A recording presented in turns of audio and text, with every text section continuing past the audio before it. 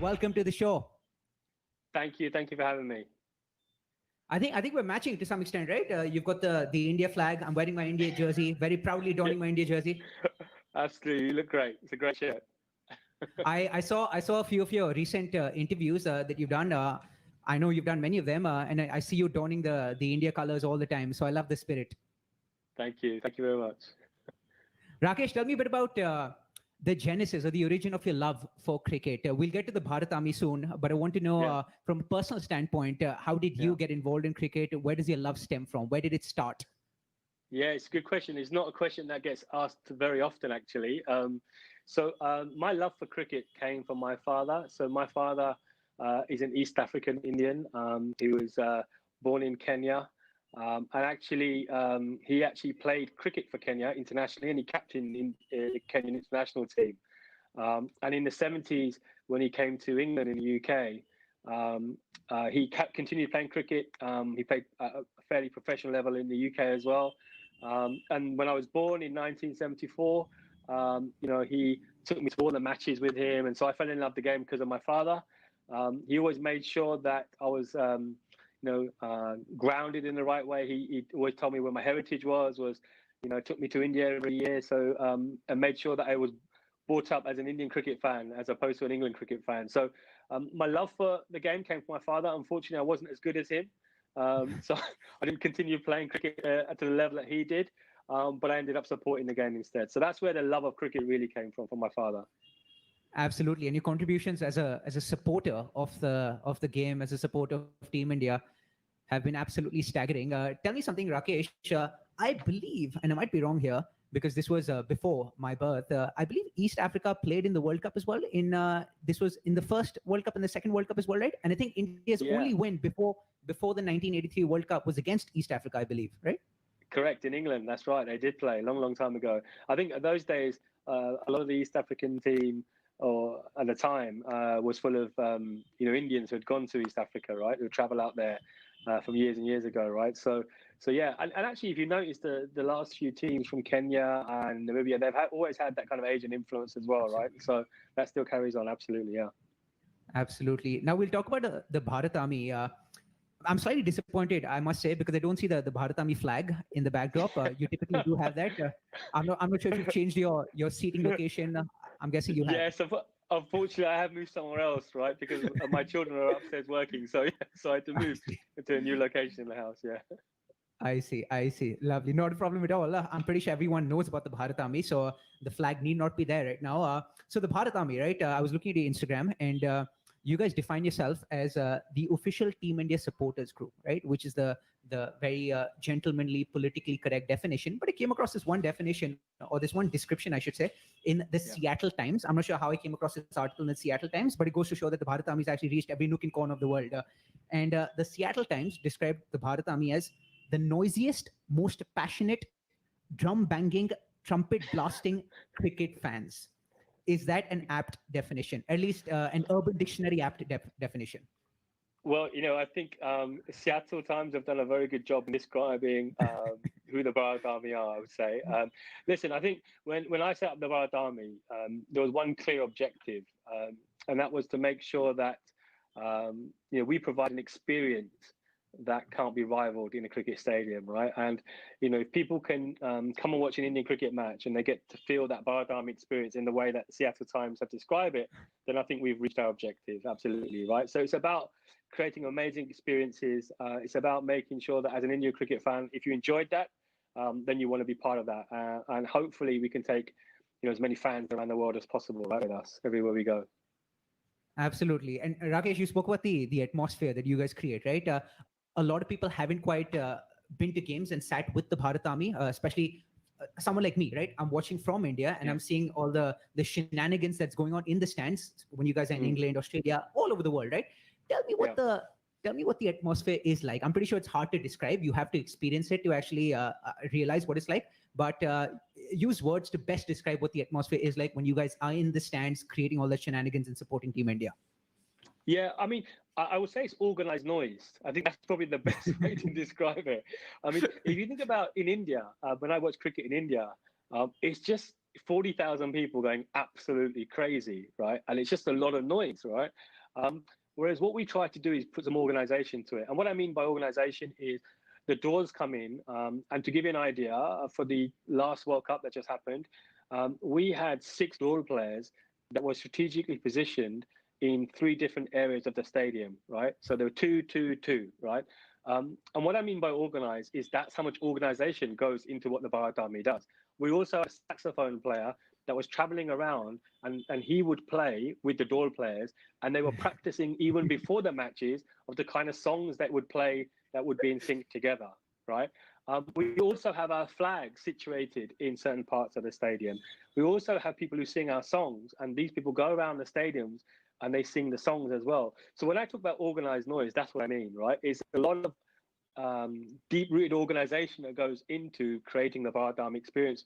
And that's quite important that people don't really realize, because, we have to engage with the ICC, we have to engage with the boards, whether it's Cricket Australia or the ECB or the BCCI. And there's a lot of planning that goes into it, right? Because, as you can imagine, to get 6 door players into a stadium, for security reasons, etc., that all needs to be arranged, So there's a lot of work that goes in that people perhaps don't think about when it comes to what we do in the stadiums as Bharat Army. And you spoke about the singing and the songs. We'll get to that in a bit. I'll tell you my favorite Bharat Army song, and I'll probably ask you to name yours as well. But before that, look, I was actually pleasantly surprised that the Bharat Army has been in existence for over 20 years. I believe it's 21 years now, slightly north of 21 years. I was looking at your LinkedIn profile as part of my very extensive due diligence before I interview anyone. And you founded the Bharat Army in 1999, right? I think it was a group of you and a few friends who went to the India-Pakistan match during the 1999 World Cup. And that's when it struck you, there's so many Pakistani fans. There's like a sea of green. Why not have a sea of blue? And since then, I think the tide has sort of changed, right? So walk me through the evolution of the Bharat Army ever since it started during its inception in 1999 to what it is right now, which is like a sea of blue, regardless of where you are in the world. Yeah, I mean, it has been a complete evolution, right? And if you think about that particular match in 1999, in those days, Manchester was heavily populated with Pakistanis, right? And so when India turned up there, it was at least 70, 75% all Pakistanis in the stadium. And me and 3 friends of mine, when we walked into the stadium, we were just, surrounded by Pakistani fans everywhere. And where Bharat Army was really originated was at that moment, we thought we cannot survive the whole match being surrounded by Pakistani fans. So we called up all our other friends around the stadium and said, look, why don't we all come together and cheer for Team India as a collective? As the match progressed, that group got bigger and bigger and bigger. And obviously we had to shout louder because we were surrounded by Pakistani fans. And obviously India won that match.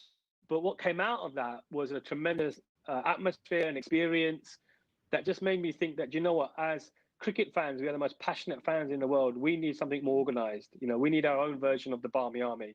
And being born and brought up in England, I saw what the Barmy Army did. I thought, let's just make our own version of that. So that's how it really started.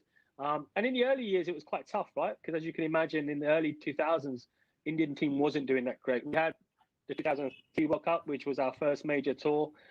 We took 450 people to South Africa. We gained some momentum there. Then there was a bit of a lull until 2007 when we won the T20 World Cup. But it wasn't only until 2011 when we won the World Cup. And actually, at that time, I was living in India. I was in Mumbai for 4 years. So the momentum really grew then. And then it was in 2015 when we realized, actually, the following now that we have, more and more people wanting to be part of the Bharat Army experience. And we weren't a proper organized travel organization. So we brought in the travel division of Bharat Army. Then we contacted the ICC. We said, can we become a partner of yours? And, sell official tickets, official packages. And ever since then, it's just spiraled and it's got bigger and bigger and bigger. And now, we have 20 people working for us in India, in the UK and in Australia. And we travel all over the world, basically, following the Indian cricket team, whether it's for ICC tournaments or for bilateral series. Absolutely fantastic. Like it's there for everyone to see the way all your efforts over the last 20 odd years have manifested. And I'm pretty sure you guys will grow from strength to strength from here on as well. But how does it work? I know you spoke about the fact that you guys travel for nearly every series, right? I know you travel for every major series, regardless of where it's taking place in the world. But even say the quote unquote trivial series, are those series ones you travel for? Do you have a contingent traveling to every part of the world, regardless of what the magnitude of the series is? Yeah, I mean, take for example the New Zealand series. That happened coincidentally at the same time as the Women's T20 World Cup, if you remember. And the challenge we had there was that we committed to the BCCI that we'll support our women's team, but at the same time, the New Zealand series was happening with the men's team. So we had our local members who were based in New Zealand. A few of those attended the test matches in New Zealand, whereas our big contingent actually supported the Women's World Cup. And if you saw, our presence was huge. Even in the final, we sold 2 big blocks of just Bharat Army members, supporting our women, right? So we try and be everywhere where possible. And more recently, we wanted to commit to the women's game as well. So we've been supporting the women's game. And actually, I have a call next week with the local organising committee in New Zealand for the Women's World Cup in New Zealand next year as well. So we try and be everywhere where we possibly can. Obviously, some series will get more attendance than others. But now, because Bharat Army is quite grown in all the major countries where India play cricket, we will always have some sort of presence at every series, basically. Yeah.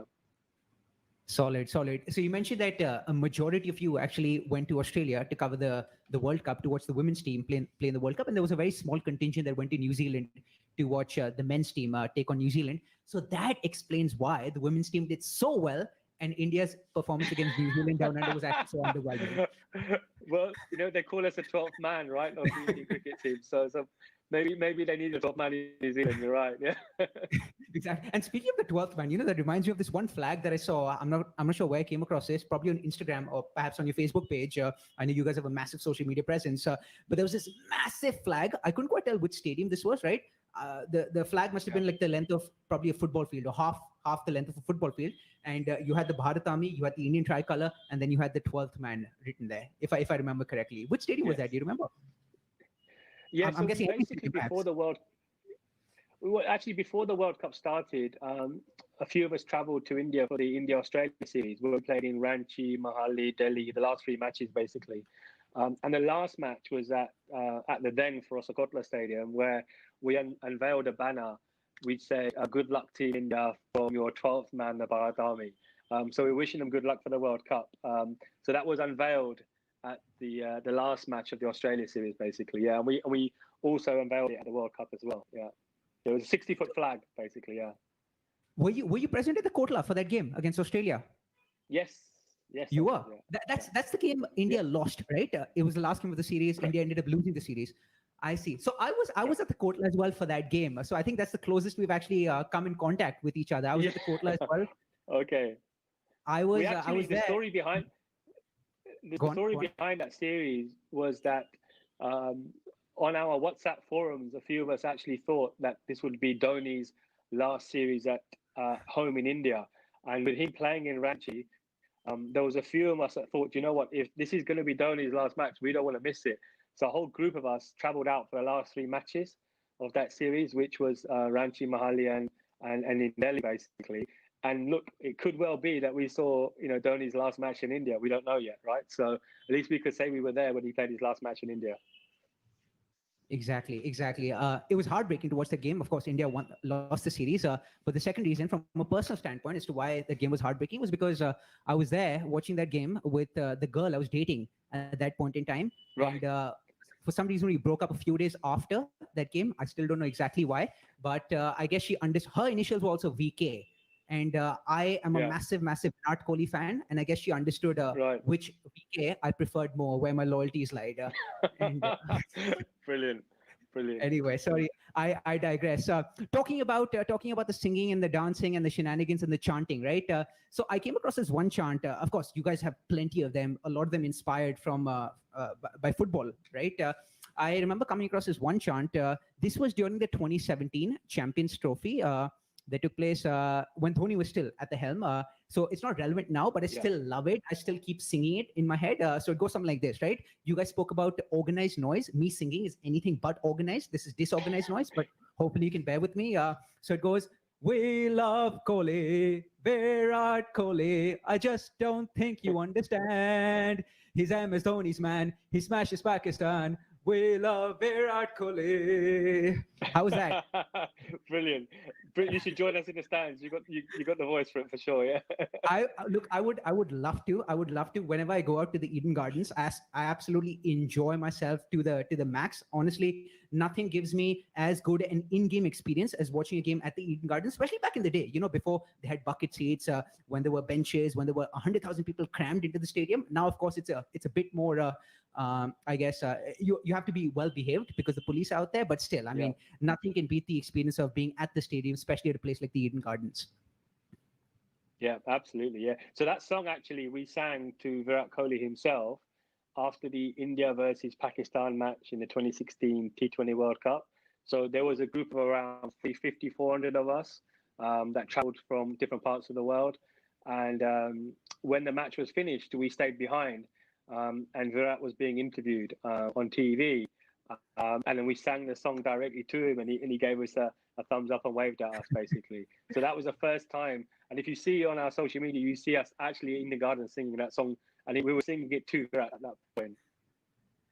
Superb, superb. Now going from disorganized noise to organized noise, I'm going to put you on the spot now. We have a question from one of our viewers, Vipul Sachdeva, who says, do you have any favorite chant? And I'll add a second part to the question. If so, could you please sing it for us?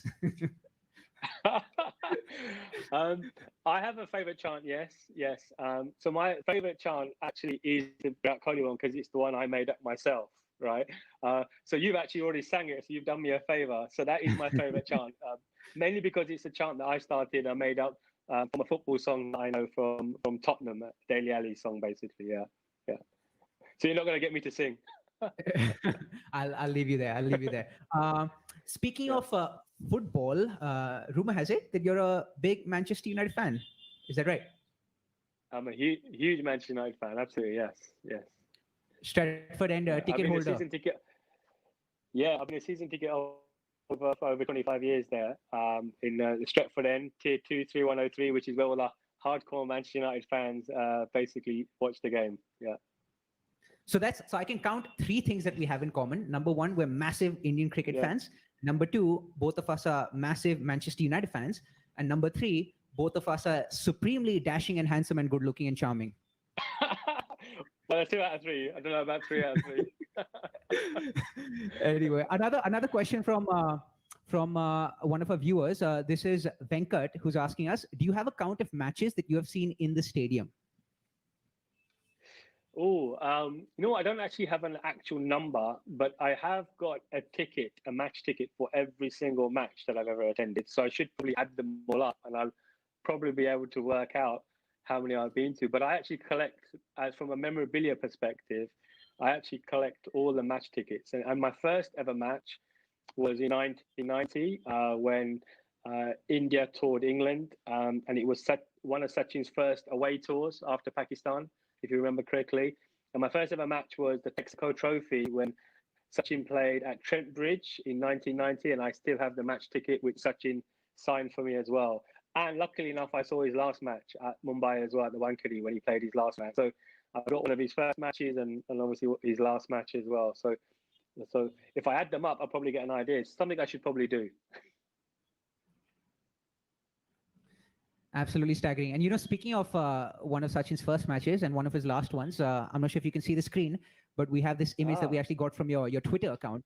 We have both the tickets on top of each other. This is the India-West Indies game, which was, of course, Sachin's last game that took place at the Wankhede. And then the game that you were talking about in 1990 when Sachin was up against England. Absolutely, yeah. And that was the program that we got as well from the Wankhede as well, yeah. And you collect all of those, right? All the memorabilia, all the programs, all the tickets, everything. Yeah. I've got all of the India versus Pakistan match tickets from all the World Cups as well. I'm actually missing one. I'll be honest with you. I'm missing the 1992. So if any of your listeners know where I can find it, I'm looking for the 1992 World Cup match ticket, India Pakistan. But I have all the others that I went to. Yeah. Fascinating. And it might be hard for you to actually answer this question, given the fact that you can't count the number of matches that you've actually been to. But amongst all the stadiums that you've been to, and this comes from a viewer, Vipul again, he says, what has been your best and worst ever stadium experience? We can start with the best one. The best one here being the most rambunctious, the best atmosphere, the one that's giving you the biggest high, the biggest kick, and then we can talk about the most dull experience as well, if there has been a dull experience. Yeah. Okay. So I'm going to answer this in two different ways, right? Because I think it's difficult for me to answer this being an Indian, and not answer it in two ways. So I would say that within India, the best experience I've had, I don't think you can ever beat Wankhede 2011 at the World Cup final. There was one moment that only the people that were in the stadium can really describe the atmosphere, which is when Vande Mataram was being played in the second innings, which, still now when I watch it on TV or I think about it, you get goosebumps, right? So that was probably, the best atmosphere I've ever experienced, watching, your country, win a World Cup at home at the Wankhede under that kind of atmosphere and that journey they took us on. That was phenomenal, right? So with India, I would say Wankhede. Outside of India, I just think purely because of the scene, right? I don't think you can beat Cape Town. Cape Town, if you're a cricket fan and you manage to get to South Africa, you've got to go and watch a cricket match at Cape Town. Just the scenery that you get, the backdrop you get, and the atmosphere during a test match or a one-day international is something which, is very difficult to experience anywhere else in the world. So outside of India, I say Cape Town. Inside of India, I say Wankhede.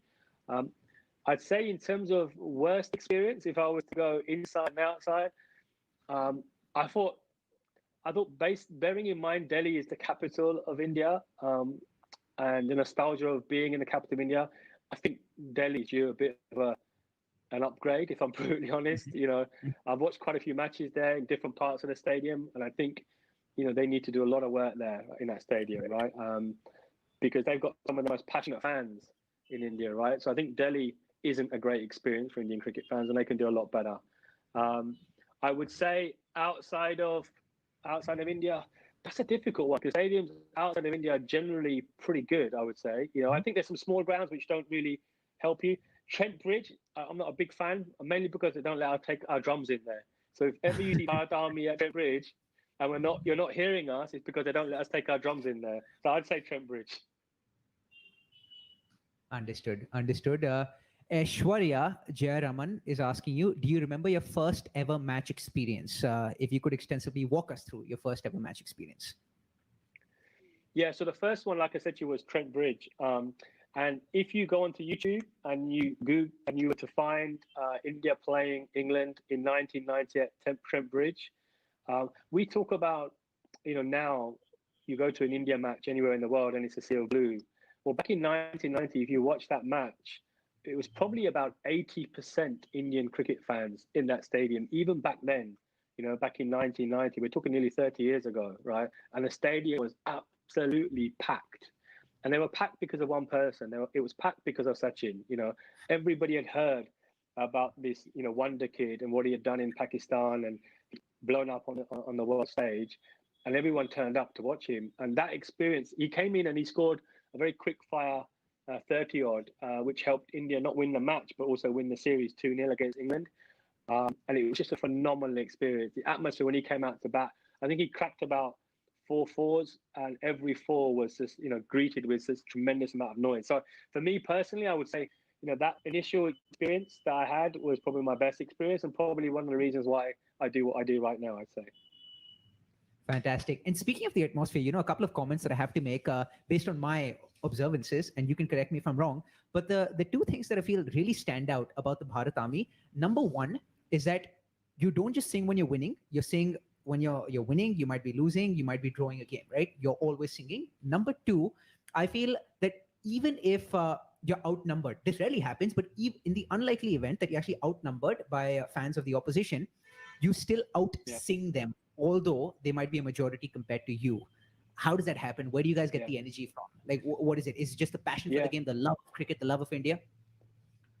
Yeah, I think, look, I think in answer to your first question, our motto is that we support our team, win, lose or draw, right? And years gone by, certainly the years when Bharat Army first started, you would hear stories of when India lost, particularly in the World Cup, players' houses were stoned and, their effigies used to be burnt.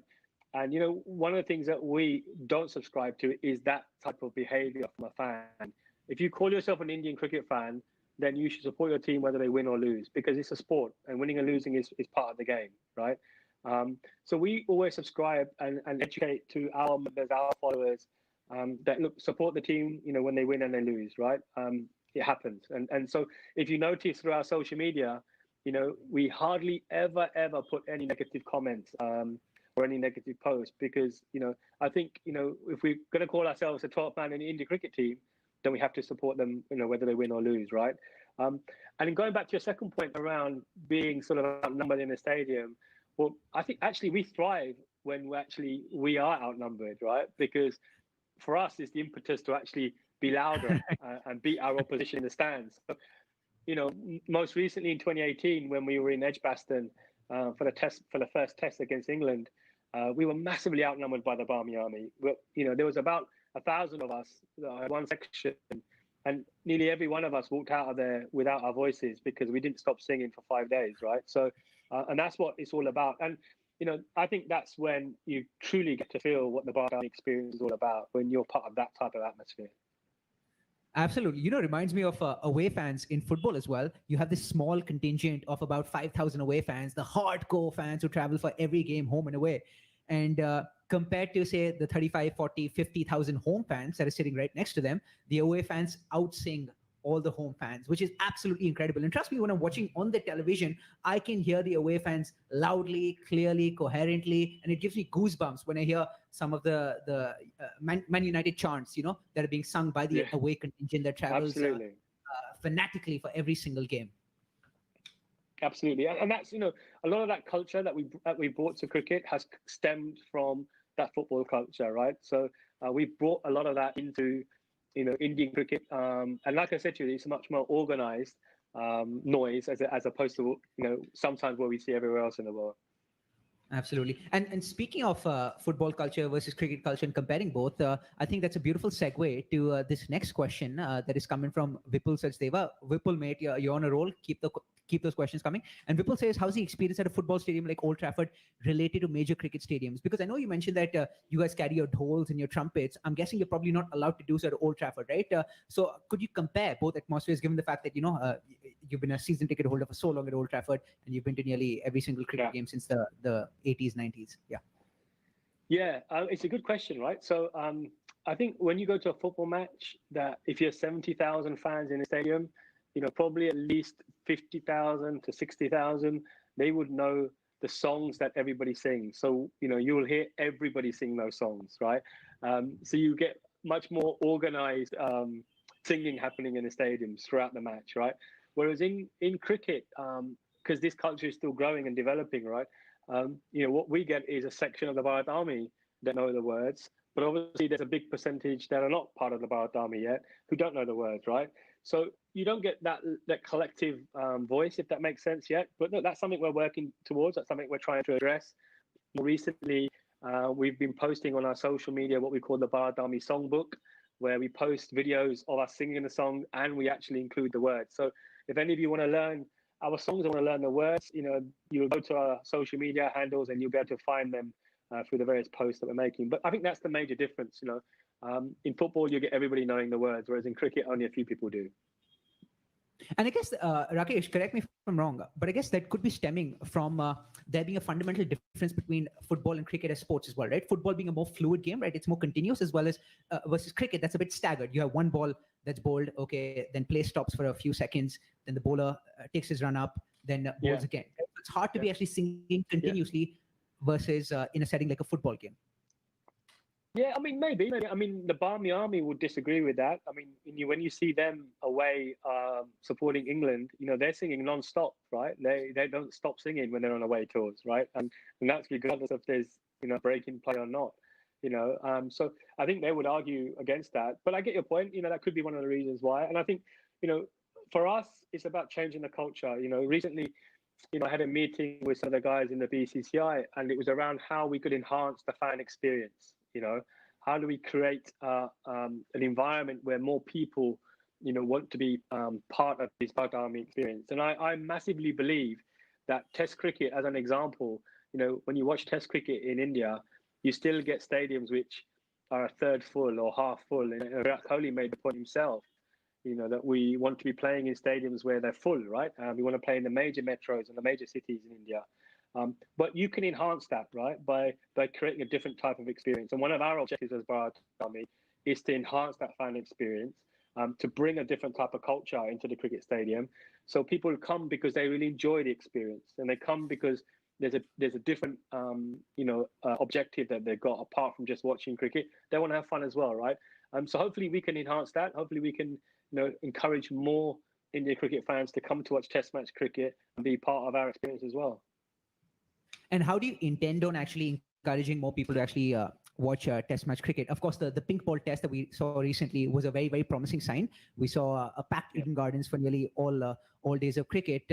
But how do we actually make sure that, that is what the status quo looks like in the future as well? And that wasn't just a one-off, because Virat Kohli also talks about, how test match cricket is the form of cricket that gives him the most job satisfaction. That's the phrase that he uses. And so test match cricket is definitely here to stay, and 5-day test match cricket here to stay. But how do we actually encourage more fans to show up during these test matches? What's the Bharat Army do? So if you think about the introduction of the IPL, what the IPL did to Indian cricket was to create an experience which encouraged a wider demographic of Indian cricket fans to attend the games. Now, you get families coming to IPL, right?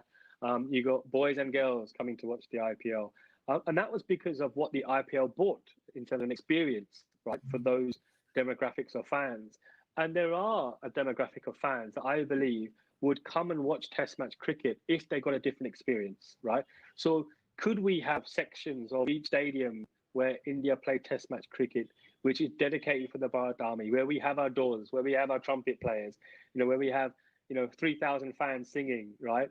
Where we have Virat Kohli showing his fist pump, to those group of Bharat Army members, right? Can we encourage that? Because once you can create that kind of experience, it will get more people wanting to be part of that. And all of a sudden, from 3,000, it'll be 5,000, then it'll be 10,000. And all of a sudden, you've got a different type of experience, right? So why we started talking to the BCCI is to try and understand what could be possible, right? What can we do where? How can we start this off? And can Bharat Army really, influence the change in Indian cricket fans' perception of why they should come to Test match cricket? Because at the moment, there are challenges, right? One of the challenges is that, generally, because Test match cricket is played in a day, the heat factor is one, right? So you've got to kind of remove those objections as much as possible and try and influence it with some positives, which would make people want to come and watch Test match cricket. For me, I'm like Virat Kohli. Test match cricket is my priority as well. It's the form of the game I love the most. It's the form of the game I follow the most. But we need to change people's mindsets as to why they should come and watch Test match cricket. And I think it's all experience led.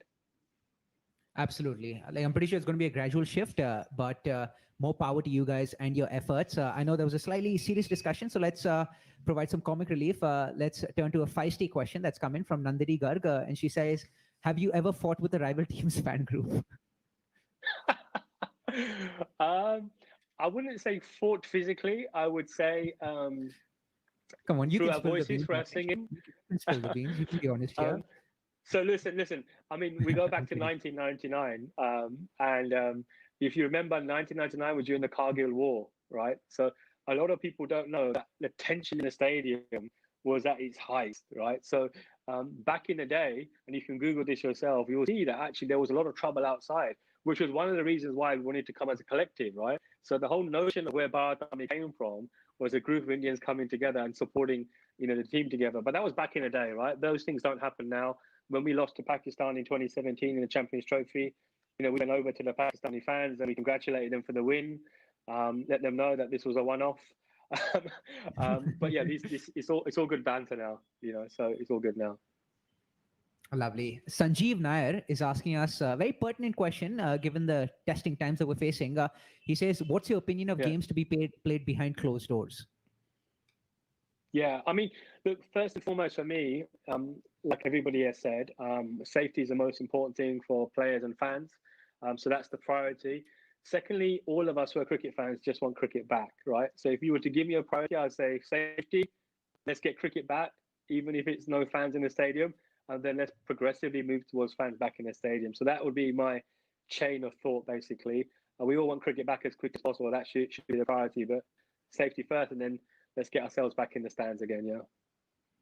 Absolutely. And even if cricket is to resume behind closed doors and you guys can't make it to the stadium, I'm pretty sure wherever you guys may be, you guys will be vocal enough that the reverberations from wherever you guys are do reach the cricketers and pump them up. Absolutely. Lovely. Yeah. There'll be a lot of chatter happening on our forums for sure. Yeah. Absolutely. And those good wishes will reach the stadium and the cricketers.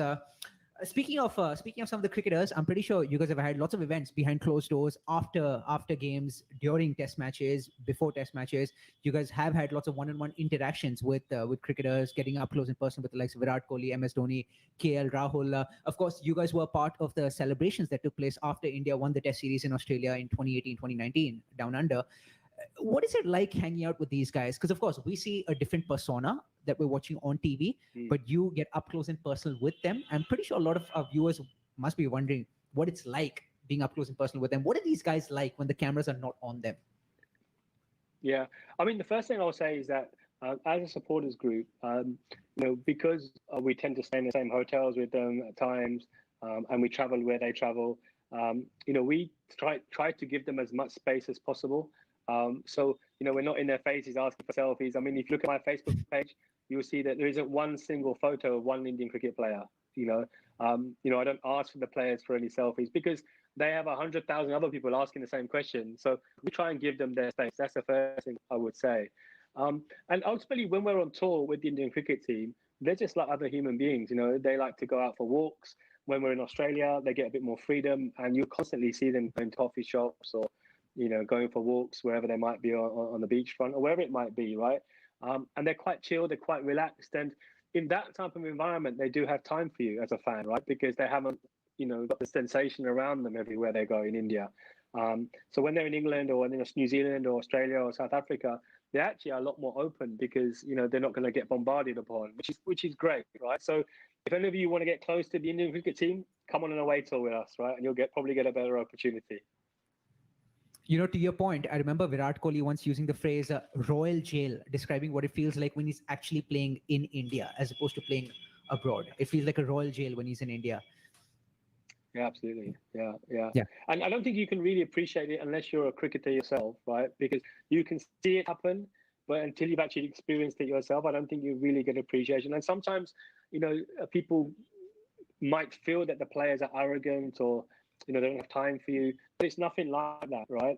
At the end of the day, when you have so many people asking you the same question every single time, it's very difficult to make time for every single person. But every single player, they do feel the love, and they would like to give that love back, but they have to do it within limits, right? And I think that's something that we as fans have to understand as well.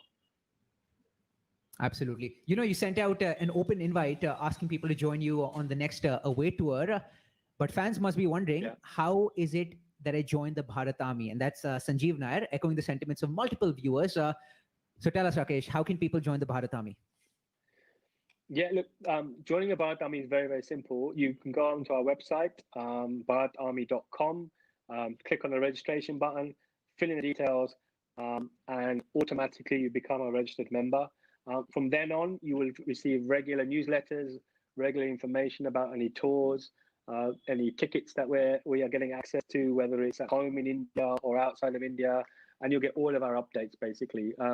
Registration is free of charge. Remember that, right? We don't charge for registration. So just sign up, become a member, and be part of our family. Fantastic, Rakesh. As soon as this conversation is done, the first thing that I'm doing is following the steps that you just comprehensively described. And hopefully sooner rather than later, I'm actually sitting with you in the stands, both of us with a nice cold glass of beer in our hands, singing our favorite Virat Kohli song and cheering on Team India. Absolutely. Look forward to it. Fantastic. Likewise, the dreams are made of. Rakesh, that was it. Honestly, I can't believe that we actually spoken for about 40 odd minutes. That's how fluid and free flowing the conversation was. Thoroughly enjoyed you fielding all of my questions, all of the viewers' questions. For viewers who are watching currently, please be sure to follow the Bharat Army on their various social media platforms. Rakesh, where can people find you guys? All over social media. So Instagram at the Bharat Army, Twitter at the Bharat Army, Facebook. We just started our podcast as well, so we're in our 7th episode. So if you're not following us on Spotify, follow our podcast. If you want to be part of our podcast, you can be as well. We encourage fans from all over the world to be part of them as well. But yeah, we're all over social media, so come on, follow us. Fantastic. And once you're done following the Bharat Army on all the different social media platforms that Rakesh spoke about, make sure you follow One Play Sports as well, such that you can actually keep up to date with conversations such as these that take place on a daily basis. Rakesh, mate, thank you so much again for joining us and speaking candidly on this second episode of Chatar Patar with Anubhav. I thoroughly enjoyed it. I hope you did as well, and hope to have many more conversations in the future with not just you but other members of the Bharat Army as well. Fantastic. Thanks for your time and stay safe, everyone. Catch you in the stand soon. Yes, sir. Thank you so much. Stay safe, mate. Take care. Take care. Cheers.